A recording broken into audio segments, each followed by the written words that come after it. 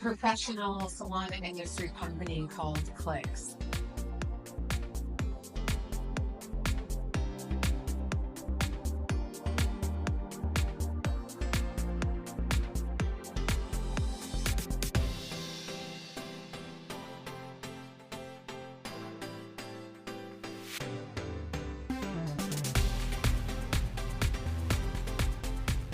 And with me today, I'd like to introduce a couple people to you. First, we have Charles Brown.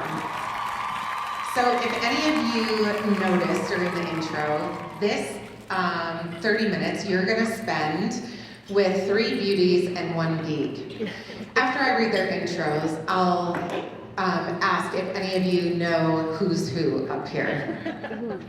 So first, Charles Brown, our co-founder, one of our fearless leaders and CEO. Charles started his career in technology by joining the Air Force, where he maintained computers and communications at the Strategic Air Command headquarters. And in 1980, he installed the first military internet node used by the Air Force. Charles helped develop the first commercial email system, MCI Mail. He co-invented the first virtual private network technology for the internet, and Charles has developed several internet-centric businesses, including CLICS, and recently has been asked to be on the board for Beauty Changes Lives. Charles Brown. Do you guys want to guess which one's geek yet, or do you want me to keep going? The first beauty, and also co-founder and president of CLICS is Leilani Macedo. Leilani is the vision behind CLICS' revolutionary digital hair color system. She's a licensed cosmetologist, colorist, salon owner, color line inventor, salon industry technology leader, and a beauty amongst a whole bunch of geeks that power CLICS. Hi, everybody. And then Cori Randall. Cori is CLICS' innovating salon partner. She is a salon owner, guest artist, colorist, teacher. She's been in the industry for over 30 years, and Cori's passion is educating and elevating the professional salon industry. Hi, everyone. She's not the geek. Okay, so Charles. Yes, First ma'am. question's for you. So you have been on the leading edge of technology your entire career, as we just heard. Could you speak to where technology has been, the digital revolution, and where you see it going in our industry? Absolutely. So I'm going to sit up just a little bit so I can see the folks there too. So there's the slide. So they asked me to put together some slides. I put together about 15 that look like this, and they said, no, you get more. Then it has to have pictures. So this is the one slide that I get. And what I thought I'd do is to give you a sense of how technology's evolved over time. And really importantly, its adoption rates. Because people invent stuff all the time, but it's whether it gets adopted and used and delivers value. That's the important part, right? Okay, so let's start with a little bit of history. And the first thing we saw was in the early 1900s was the first radio station invented by a guy named Marconi. And then the next major technological innovation was the television, and color TV came out in about 1965. And that's the second most adopted technology you see there. And then the third one is the automobile. And so those technologies, invented again a long time ago, have gotten adoption at an extremely high rate. Now we're looking at the United States here, but obviously all over the world. And what's fascinating is how radio has maintained its ability to touch pretty much all of us. Okay, so let's go fast forward a little bit into, you'll see there, right about 1992. The truth is, when I was maintaining the computers for the US Air Force, that they were designed back in the 50s. And so that technology was really early. So all of these lines you see here are when the technology took off. not when it was invented. And the inventions were taking place. Sometimes it took decades to build the technology, right, that created these results. So you see computers. How many people know when the IBM PC came out? Anybody have a guess? 1981.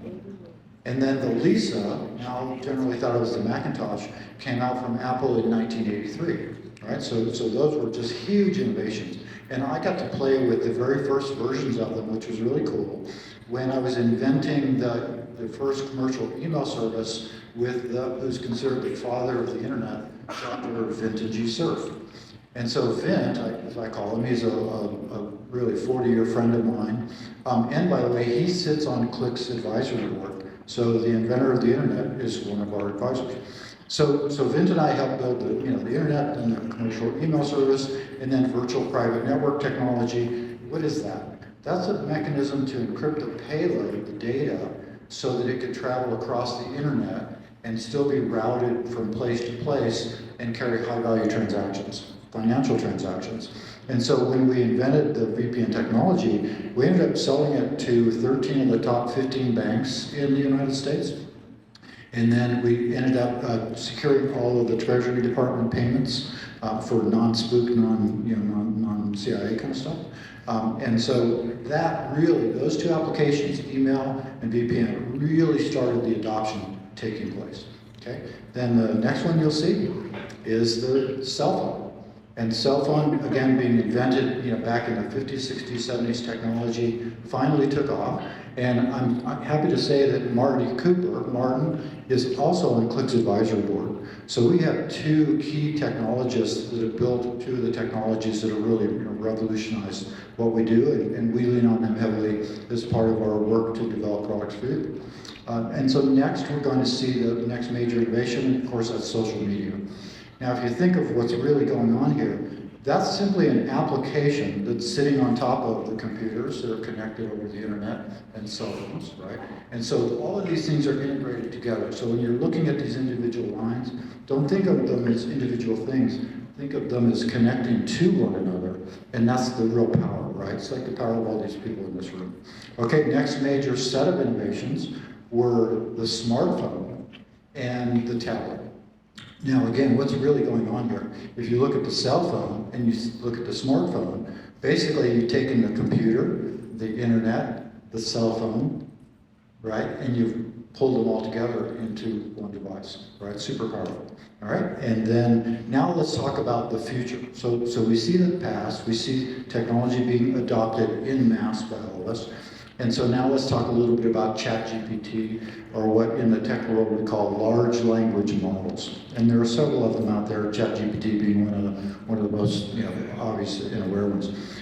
If you start to think about technology adoption, which is what we're going to talk about today, look at the percentage of people in the United States using ChatGPT right now, which you could have on your phone. There's a free version, and then there's a paid version. Imagine if you look backwards to Instagram, let's say, and you wanted to be an influencer, right? And you're looking at maybe YouTube as well, and you see something that just comes out, and then you go through this mental thought process, right? Oh, what is that? I don't know. I'm kind of afraid of that. Yeah, gosh, and you don't know, right? So you're forming opinions. Imagine if you jump on ChatGPT today, instead of waiting 10 years, right? That one shift in mindset will allow you to accelerate your ability to navigate your life and your career. So I highly recommend that you invert fear with faith, right? Because faith is fear inverted. And open up and start to adopt. So Charles, technology really does touch every part of our lives. And it also touches the salon industry as well. So what are some of the most adopted technologies that are widely used in our industry today? I think there are really four. And if you look at the internet, you look at smartphones, what's really riding on top of them is software, what they call software as a service, or SaaS as a short acronym. How many people here can name software as a service that you use today? What's perhaps the most popular? Yes, sir. Facebook is software as a service. Facebook is software as a service. I'm thinking more of one that performs a specific business function for you. QuickBooks, POS software. Perfect. POS software. And then what's the other big one, everybody? QuickBooks software. QuickBooks, booking software, right? Booking software is another one. And QuickBooks, interestingly enough, that used to be a PC-only application. But then, of course, once the internet really came up, then they started connecting it and integrating it. And it's just like that. Everything sits on, it starts to integrate, but 3 super significant applications. And if I were to, well, we won't, but if I were to go back and look at that internet chain, what really happened was they started building all these business applications on top of it, right? And that's what really started the power of the internet. One other quick comment on back to ChatGPT. What percentage of the Fortune 500 companies do you believe have adopted ChatGPT so far? 92. 93, very close. Who said that? Congratulations. Oh, man. I can't get it. That's right. That was a test. I think your screen said 92. So was it 92? Oh, see, no, I must be getting old. So really significant to look at that and go, wait a minute, why is it that these people are adopting? And by the way, I saw some other interesting statistics that said that more men think AI is a good thing than women, and more people that are in the professional industry think it that are not. Why is that? Because they're getting paid to go figure this stuff out and apply it to solve business problems. So it's really exposure, right? So if you have exposure, it's not so scary. You start to use it and solve problems. Sorry. Next. You're good. Oh, good. I just put up your social media. Oh, thank you. So the next one, obviously, social media. If you go all the way back, you'll see that little AOL symbol there. You guys see that? You've got mail. You remember that? And obviously, it's continued to escalate. We're still seeing new applications come out every day. So Charles, I'm sure that we've all heard in salons that there are several stylists out there and even salon owners that say they don't like technology at all, right? Would you agree? So with that, what are the most widely used text devices in the salon today? So you'll see a couple here. The first, of course, is the cell phone. We all use them. We live with them today. It's pretty amazing. And then, of course, the tablet, right? So these things are so far advanced from the computers that I worked on as a kid that they're just amazing. So can anyone imagine running your business today without one or both of these devices? Absolutely not, right? Okay, so Leilani, next question is for you. So you've been in the salon industry for many years. What technological advances have you seen shape the industry that we're in today? Yes. Hi, everybody. So what we see in the salon industry today is we see spas that have very advanced tools, lasers, cool sculpting, etc. We also see nail salons that use lights, they use drills, and what they're able to do is to make more money in less time and level up their professionalism with their clients. What has happened in the salon industry? What was the latest invention that we had for hair colorists in the salon industry? Does anybody know? 19. I know. Okay, Charles, go ahead. Tell us. The digital scale. In 1980. So as you can see, hair colorists salons are behind the curve when it comes to advanced hardware and software technologies for salons. So that is what we are bringing to the market through CLICS, is an advanced tool for hair colorists and salons to level up their professional services. So Leilani, what problems did you see in the salon and what did you create to try to solve those problems? So this is a very big, complex problem that we've had for a very long time, right? Wastefulness in hair color. Raise your hands if you think waste is a problem in our industry, right? It's been around a long time. It's a very complex problem to solve, you guys. It really is. So it's waste. It's the delivery system, the tubes. They're very wasteful. They're non-recyclable. We have over 1 billion tubes a year going into our landfills just from the salon industry. Inventory management problems are also takes up your time. Antiquated tools. Digital scales are great, but it's an antiquated tool, right? And then space issues. So all of these things wrapped together, I wanted to use proven solutions that were already in the industry and use the internet to tie it all together. And that's what we're delivering to you with the CLICS system. Perfect. And then Cori, you're what we call an early adopter. And you brought on CLICS as one of the first adopters of our dispensing system for professional colorists. Can you share with us today the benefits that your salon has gained from using the CLICS system? Sure thing. I'd love to share. Leilani, I mean, I felt the same thing. I mean, you guys as owners, we all feel those problems, and so thanks for thinking of us and I think about them, but I never thought of how to fix them, right? I'm just one of those people that I love to think about problems. But so we jumped on board, and the reason I did is because as a colorist, and I've educated color for over 30 years across the United States, my favorite color line was being discontinued. Has that ever happened to somebody? Yeah, it's terrifying, am I right? So when I was looking for a pure tone, proprietary color line, one of my friends introduced me to CLICS, and I thought, well, okay, that's all nice. That machine looks really cool, but does the color work? That was my question. So I played with the color, and let me tell you, it works. I've used several different color lines over my career, and just having that pure tone, being able to mix anything that I want, the color itself, Leilani did an amazing job developing it because it is beautiful. So that was my first step. And I was like, okay, all right, we can have a conversation now. I feel this color, I like this color, so now let's talk. So then I started to look into the dispenser. I was like, if you guys haven't stopped by the booth, it's pretty cool. The smart chip technology of the bowls. Has anybody ever brought out color, 2 bowls of color and forgot which is which? Right? No one? I'm the only one that has short-term memory loss from the dispensary out, right? So you go out there, well, I can go back to the machine and take my color bowls and put it in, and it'll tell me which one's which in that 4 milk bowls. So that's good to know. That's just a little thing that my over 50 brain likes.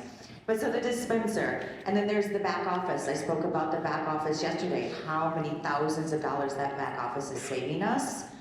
And gosh, the accurate measuring, the formulation, and then there's the mobile app. And you guys, listen, I know you can probably tell I'm not in my 20s, right? But shit, I still have an AOL account, Charles. So the mobile app scared me, I'm not gonna lie, you know, it scared me a little bit, but it's super easy to use. I jumped on board right away. My staff, young and old, jumped on board with the mobile app. I can work from home on it. I can look at client formulas at home. I can see what we did last time. I can see what we did 4 times ago. And I can even dispense it from the comforts of my own kitchen. So when I get into work, I can just queued it up and have it come right out. So for me as a business owner, having thousands of dollars being saved, having waste cut down to almost 0 in our salon, and having the ability as a colorist to make hundreds, if not millions, of color formulations, it was a win-win for me, for sure. Okay, so let's elaborate on something Cori just said. Charles, let's talk a little bit more about this and the millions of color shades that can be made with CLICS colors. I know AI is quite the buzzword now for technology in general. So how is CLICS using this technology in salons? So yeah, so AI is a big buzzword. I think the one that most of us are familiar with is that large language models, right? But there are actually about 30 different categories of AI, depending on what kinds of problems you're trying to solve. So as we looked at this, what we did is we first looked at the dispenser and thought, how can we make that intelligent? And we built 2 things into it. One is the robotic functions where it does the automatic dispensing, those things. And then the other is the advanced planning. And that is how it reorders for you automatically and solves that problem of making sure you have enough color. Then moving over to the application itself, we've got some what they call knowledge-based application tools built in there. And then we've got one other really important one that links to the hair color itself. This one's kind of an ugly name. It's called machine learning. And it's kind of a weird name, but it's basically how you use mathematics to figure out and predict the future. So, and so that's cool stuff, but the one that I want to talk about most is this next one, which is how we apply it to the color. And the color, if you see there, let's go ahead and go to the next slide. You're going to see these two squares up on top there, right, the brown ones, and you'll see a bunch of numbers. Those numbers have an L, an A, and a B, and they're side by side, so they're compared. It turns out that color is not one-dimensional, right? How many people have seen one of these? Probably everybody who's a stylist has seen a color wheel. But when I look at this, all I see is 2 dimensions. It's flat. It doesn't make any sense. It turns out that there's a mathematical standard that was figured out that allows you to think of color in 3 dimensions.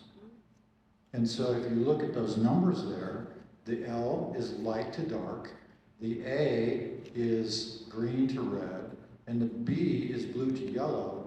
And with those 3 numerics, you can represent color in 3-dimensional space. And so how did we come about this? So Leilani, told me about this industry. We met literally. She cut my hair, and that's how we met. I was the proverbial walk-in, and she quizzed me down when I was a tech entrepreneur. And once she figured that out, she said, "I've been working on an idea in the salon industry. Would you like to hear it?" And I looked over my shoulder. I said, "Tell me what you got." And she just lit up like a Christmas tree and started describing all the problems you guys have. And so I was so enthralled, I decided I wanted to become part of the company and help solve the problems. And as we built the capability and we built the color line, started showing it to you, I would say, "So what do you think?" And then you'd go, "Can you dispense anybody's color in it?" And I'd say, "No, just CLICS proprietary color." And then uniformly your response was, "Changing colors hard." And I thought, that's weird. So I ran back to Leilani. I said, "What's going on?" And so she went out and she got 6 different manufacturers, 6 ends, and swatched them on this ISO cloth. And she sticks them up on the wall and shows them to me. And I said, "Oh." There's no Pantone in this industry. And so now my head's really spinning, right? So what I realized is that what you do is incredibly hard, right? You're putting color on somebody, they have their unique substrate, every color is a little bit different. It takes maybe 5 years to learn a line and get really good at it. And that once you get good at it, the last thing you want to do is change color lines, right? It's like you're shackled to that line. And your salon owner brings you a new color line and says, "Hey, what do you guys think of this?" You go, "Ah!" Right? No way, don't want to change color lines. So we started going, okay, how do we solve that problem? And we figured out that we could use AI neural networks to do it. So what we do is we analyze every color via a really technical device called a spectrophotometer. Bombards it with 35 frequencies of light to produce those mathematical results in 3-dimensional space. And then we can put them on a computer screen and you can look at them. So once we got to there, then we realized that we could start to analyze all of the competitors' colors in the marketplace, put that data into a neural network, and have the neural network literally figure out how to use CLICS colors to replicate all of the competitor tones. Pretty cool, huh? I mean, it really is a big deal. So if you look at the screen there, what we did is we realized we could digitize, we're really molecularly analyzing how dyes bind together. The neural network learns, we replicate the colors, and then we simply put them in the app as a digital choice that you draw from when you're servicing your colors. What does that do? That means you as the stylist can pick from lots of different lines, and you as the salon owner can recruit stylists that are used to different color lines, right? And so we're really trying to break down those barriers of color adoption. That's perfect. So Leilani, let's hear from you what new exciting innovations are coming from salons for the future. Yes, so the salons of the future is now, everybody. Some of these tools are readily available for you to use in your salons, but ultra personalization is what clients want. They want to know that you took the time to create a custom color for them, a custom skincare routine for them, a number of different things, but in the future, yes, it is going to be about customization. 3D face modeling, you can take a picture of somebody and then use an app to be able to preview the hair color or the haircut before you ever perform the service. And so that'll alleviate some of the anxiety. Eco-focused solutions, which are going to be a reduction in different types of things, such as water, packaging innovations, and things that the clients of today are requesting. Energy efficiency. So consider putting maybe some solar panels up on your salon. Recycling and composting as well is also going to be needed in the future. IoT connected devices, these are hair appliances, connected brushes that can relay information back to an app. Augmented and virtual reality experiences as well, smart mirrors. You can use mirrors that talk to the customers and sell them products. And that's really interesting and forthcoming as well. So as we come to a close, CLICS is a leader in the beauty tech space for salons, right? So I'd just like to take the next couple of minutes and have the panel share your thoughts on how technology adoption is playing out in the next decade for our professional salon industry. And I'll start with you, Cori. Well, the way I feel with owning a salon, and like I said, we're in a small town. Our color business is huge. It's 68% of our business. So I recently had a beauty school come in, and they said, "Can we tour your salon?" I said, "Absolutely, come on in." And they were just like, "What is this?" So, and how when we were talking about recruitment earlier, it has really helped us because, and we have it where our clients can see it. So not only is it a buzz speaker, and they're like, "Well, how many people have this?" We're the only one in Michigan.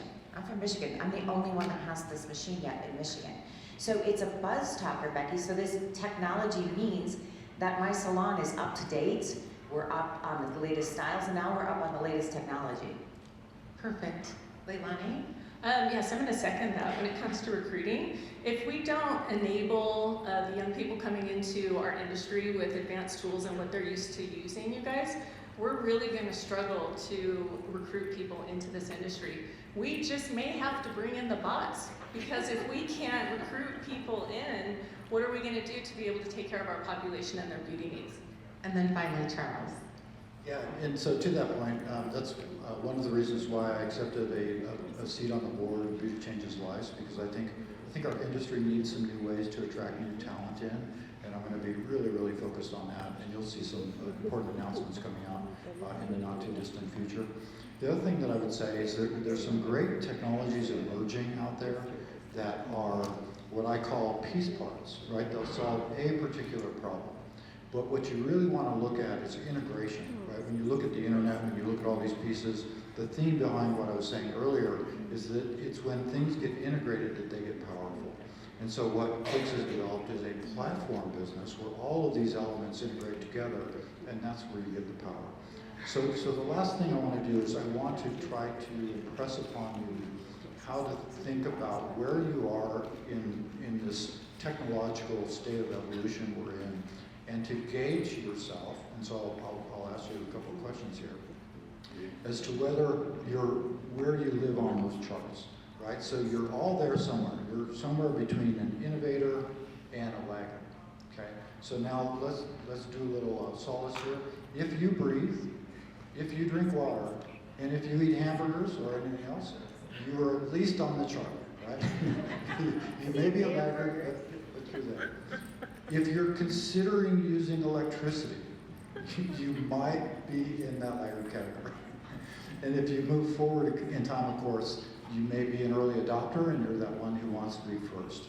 What I would ask you to do is to simply think about a past experience where you missed an opportunity and you said to yourself many years later, "I wish I would have," right? How many of us have done that? Right? We would all be, have more followers than we knew what to do with if we were early adopters. So think about yourself, look at technology, evaluate your own reaction to it, and then say, should I invert my fear and replace it with faith, open up, and learn? And then finally, we have a QR code on the screen, so anyone that would like this presentation deck, please take a snapshot of the QR code. And additionally, we have a huge announcement coming up with CLICS, and to be the first to know what that is, we'll also make an announcement via the link from this QR code as well. Thank you for your time today.